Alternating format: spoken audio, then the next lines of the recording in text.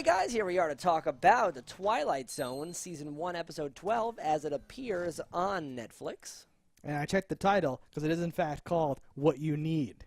Yeah, I actually love this. I love this episode. I love the idea of it. I had a dream once that was very on par with this, the conceit of this episode. Were you the old man, or were you the in horrible the guy? dream, I had a dream, and I dreamed of an item. And I think in like the first part of it, it was like a lighter. And it was like, you're going to need this lighter for Bring something. this lighter with you. And my biggest fear in things like this is like this, he gets scissors, he gets shoes or whatever. Yeah. And I'd be like, all right, how do I have to use these? And I just would never use them properly. It's like, because... That's what took place in your dream?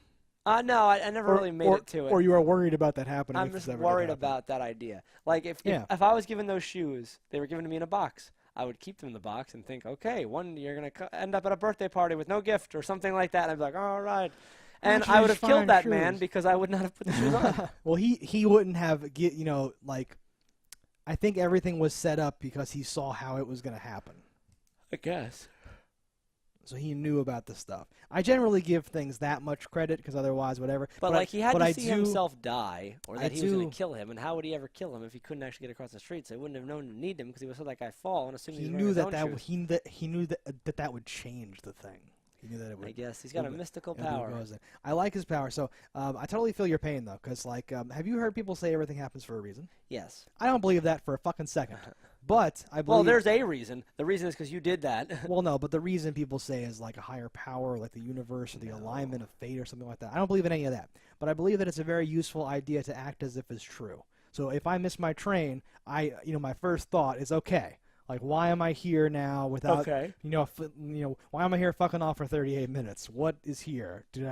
Okay, there are some stores. I'm destined to go to this vending machine and eat 3,000 calories worth of cookies. Right, Perfect. exactly. Perfect. Or it's like, there's a store, they sell this, did I need to get some of that?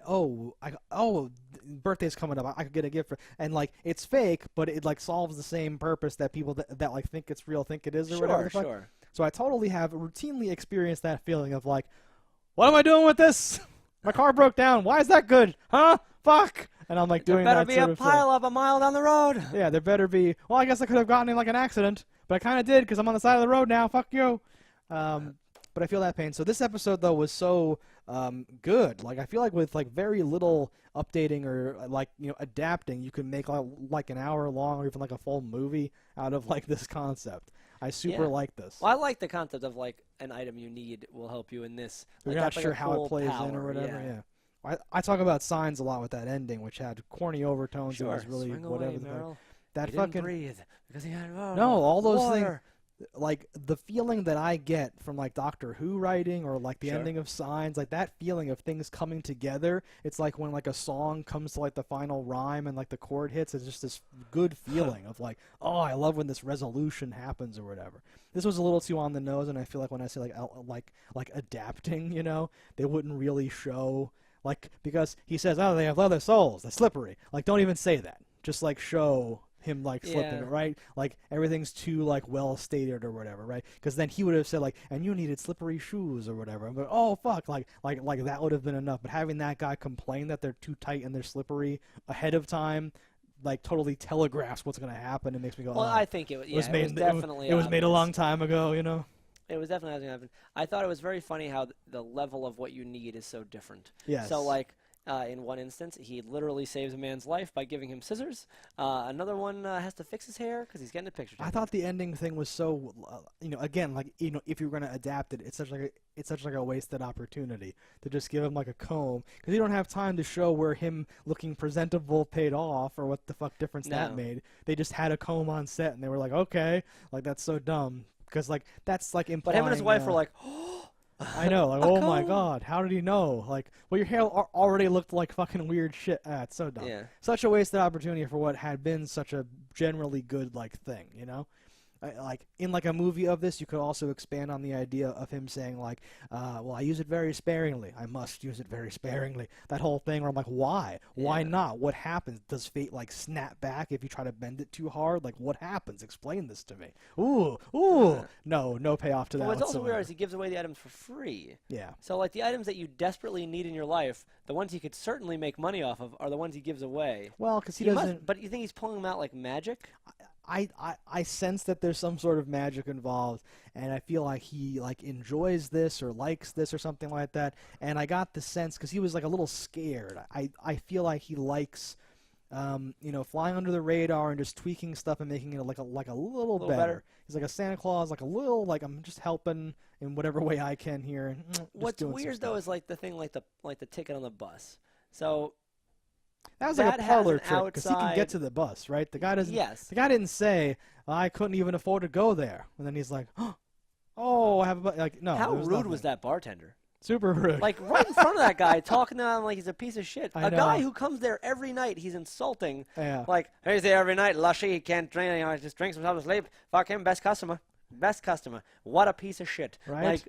Yeah, I'm right here. He's looking. He's like rubbing the glass. He's looking for a baseball career at the bottom of a bottle or something like that. I'm like, holy shit, dude! Like too soon. He's crippled or whatever. He's right there. His arm went sour. I thought he literally didn't have a left arm at first. I know. I was like, wait, am I flipped around? What's happening? Because one arm was on the bar, one arm was holding. Yeah, I know.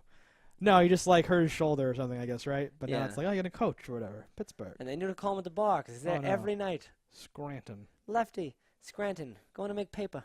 Prequel to The Office.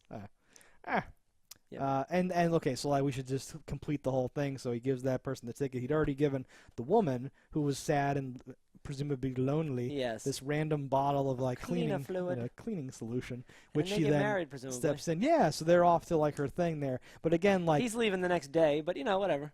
Again, like with more time, you could have set up that like she's got nothing for her here. She's, men are no good. I'm just doing my thing or whatever the fuck, and I just want to get out and whatever the fuck. And then he gives her this, and then whatever the fuck. Right? You could have set up all these wonderful things to make those things more perfect. Those things, as they stand on this episode, are just for the audience to know that he has some weird psychic powers. We have the bad guy in this who overhears all this. Yeah. Excuse me. And he wants something that will make his life equally as good. What do I need, man? What do I need? Come on, tell me. I'll take you apart right here on the street. Yeah, so he gives him scissors. Yeah. And saves his life in some of the worst scarf choking I've ever seen in my life. Could that ever happen? Yeah. I feel like just take off the scarf. Things like that can happen. Yeah. But the way that they did it, no. Okay. Well, it would happen very quickly. It would not, like, that was very slowly. And even when he was cutting it, it was not taut. Which I'm like, come on, level 1, fucking tighten that bitch up. But the second thing that was weird is after this is he's like back at that guy's house. He like met this guy for the first time and somehow knew where he lived, broke in, and was sitting there ready for him. That's unexplainable. You have a gift, sir. You have a gift of finding people. Yeah. You should fucking look into that. Yeah, I thought it was really weird because it cuts to him like smoking in the dark or some shit like that. Yeah. And I'm like, oh, this is his like brooding whatever phase. And the door opens and the old man comes in. And you're like, wait, he's in the old man's fucking house? How did that happen? Doesn't make any sense at all. So then he like fights with him and gets another item that can help him. It's a pen, a leaky pen. Oh, it dropped right on. Oh my God, I'll place a bet. And he does, and he wins $250. $250 in like 1950. 61 or whatever. How much do you think that is? It's a lot of money, probably. Yeah, $500. I have no idea. Doesn't sound right. I don't know how inflation works. Did you make a couple dollars a week? Like, wasn't that the thing in the 60s? Something was 80 cents in the bar. I don't know if that was his whole tab. Things used to cost a cent, I guess, right? Now they cost $1 million. Yeah. So inflation is approximately doubling up through infinity. A friend of mine who's older told me for like $1 he used to go out drinking all night and then still have enough money to buy himself a sandwich in the morning for $1. Yeah, but he only made like $1. Oh yeah, no, it's not to say anything, but I'm saying in relation there. How old is that guy? That must have been the 70s or the 80s, and this is the 60s, and he had $250. Fucking set for life. Yeah, I feel like the money amounts and all these old things are kind of whack because you're like, is that really worth it or whatever? What I like about this, though, is that he thought that the pen would keep working and had no reason to believe that it should keep working or whatever the fuck. Yeah. And just assumed that he now had a magic pen that would always pick the winner of every race, which I thought was a weird, crazy leap that made no sense. I would certainly try it a second time. I would certainly try it a second time too, but he was like, he ripped me off. Like, he never even said it would pick this winner. You just assumed the dot landed on the winner the whole time. This has all been you. He just gave you a pen. This has nothing to do with anything. What are you doing? Yeah, you kind of stole a pen from him. Yeah, and he's like angry at the guy, and the guy's like, well, I fucked up. Well, he's like a shithead, so no, that makes sense. He's such a shithead. I love it. Can we talk really quick about how much of a shithead he is? Sure. Because it was really cool that, like, he is such a shithead, and that's, like, we talk about a little bit, or I do, about how a lot of these are, like, morality plays or lessons or whatever. Because like, the intro says, 36 failure-laden years or whatever, and how he sucks and all that stuff. And then he says, I was born under a bad zodiac or something. My whole life's been cursed. I can't since I was 4. Yeah, I can't catch a break or whatever. But really, he's just a super shithead. And this guy who can, like, peel back the onion layers of, like, time and space and, like, reality says, well, the things you need I can't give you. You need a heart. You need humor and patience and serenity and all these fucking things. And he's like, give me money, motherfucker, I need money. Or whatever. Like, I love that. And then he, like, pays for it, right? I like, to cut back a little bit, yeah. Just after he won, he's trying to get the new one, like the bellhop or whatever comes up in the newspaper. And that guy's like, have you heard of a tip? You want a tip? Here's a tip. Don't play with matches. And, like, hits him with a door. Did you read that on this thing here? Here's a No. tip. Don't play with matches.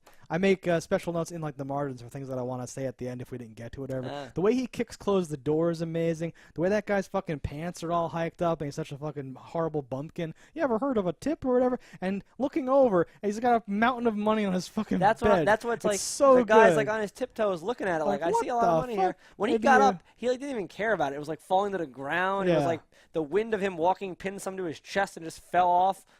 And he just grabbed handfuls of it, and it was very crinkly. I'm like, you can't even get real money. It seemed too crinkly, but shoved it in his pockets and walked out or whatever. Yeah, it was amazing. I want crinkly money. But he was doing like the indecent proposal, like on the bed with all the money thing. Yeah. So I guess $250 was a lot. I really want to know what that is in like today's dollars. We could say like $5,000. That sounds. I made that up. Like something. I would wager. Well, $1. Or 10 cents bought you a milkshake in that other episode, right? Okay. And if you think about a milkshake now is like $3 to $7 or whatever, yeah. So even just multiplying by that, like it's like a grand maybe. Times 10 is $1. Times 10 more is oh no, more than a grand. I was thinking $1. So times 10 times 5 times 50, so $250 times it's like $10,000. Yeah, it's good money. That's good horse race money.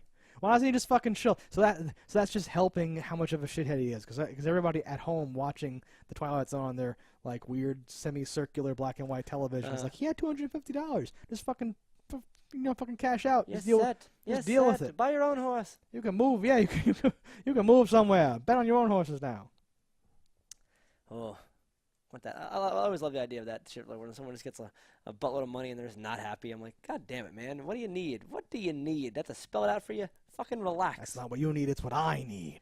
I need a bunch of money. No, my favorite part of Blow is where like they're all counting the money and they're freaking out, and Johnny Depp as like the main guy is like, no, it's too small. No, not working. Got to step it up. Got to take more risks. Got to fuck up everything. And you're like, oh God, just do this for like a few more, whatever. It's just chill. No, it's never enough. Need more.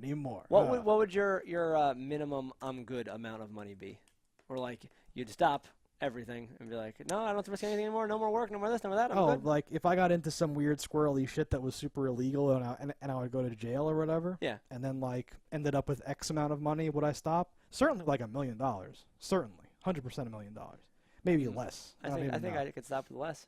Yeah, I was gonna say like certainly a certain number. Like I'm just saying like $1 million as like the certainly definitely that, right? Yeah. So like then on like a case by case basis, right? If like someone's dead, but I didn't technically kill him, but I guess the judge might think I did something, right? And it was like $625,000. Certainly not doing anything like that again. Certainly never talking to those people again. We do potatoes to our graves.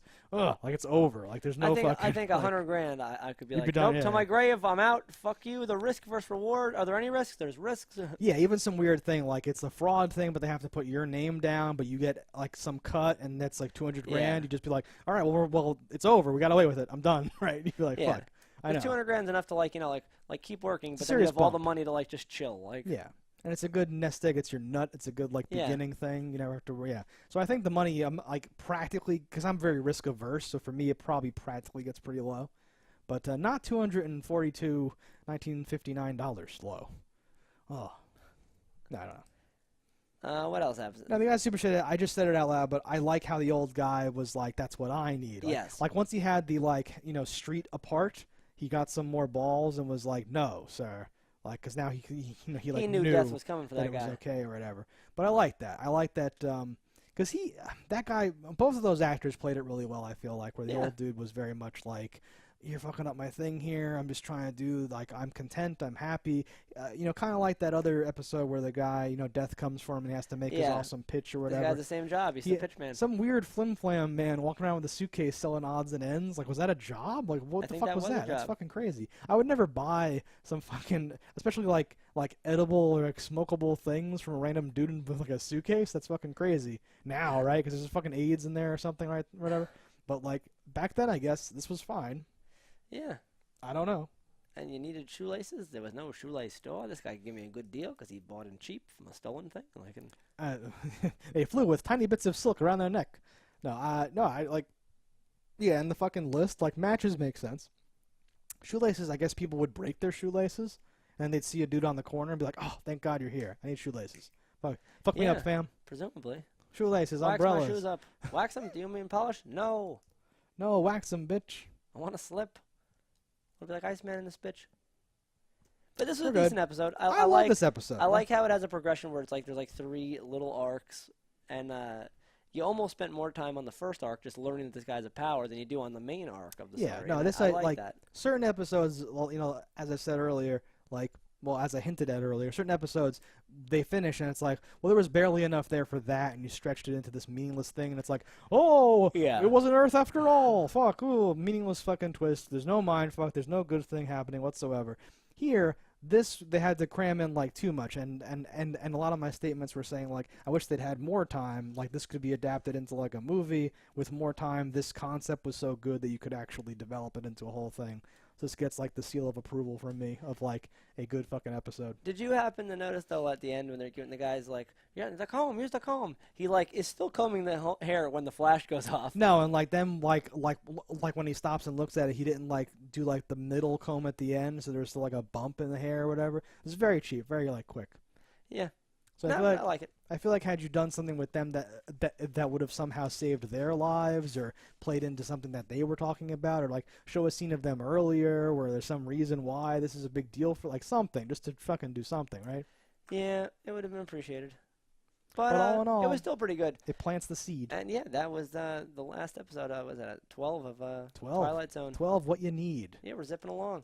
All right, guys, until next time, don't die in a fire. Let us know what you think in the comments below, and we'll see you next time.